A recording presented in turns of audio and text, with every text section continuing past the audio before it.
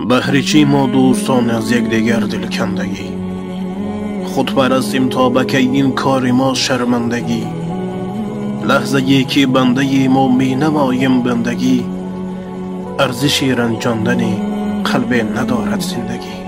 وقتی دولت داشتن پا می نهیم مانند مست، نغمی آینده داریم و نترسی از شکست.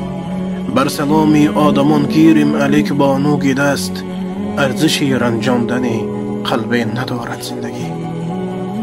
دوستان ما در تکبر و غروریم تا بکی، از رهی آدمگری ها دوریم تا بکی. شاد و خرسندیم و در عیش و سروریم تا بکی. ارزشی رنجاندن قلب ندارد زندگی.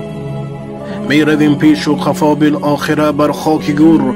می برند ما را اگر چندی نمی خواهیم بزور. می شویم خوراک مارانی لحد خوراک مر. ارزشی رنجاندن قلب ندارد زندگی.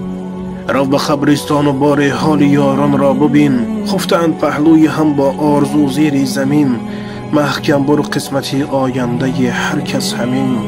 ارزشی رنجاندن قلب ندارد زندگی. بهر چی ما دوستان از یکدیگر دلکندگی؟ خود پرستیم تا بکی این کار ما شرمندگی. لحظه ای که بنده ما می نماییم بندگی.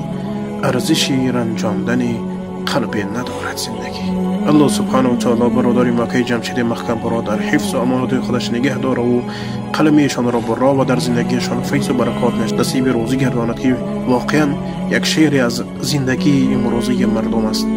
السلام علیکم و رحمت الله.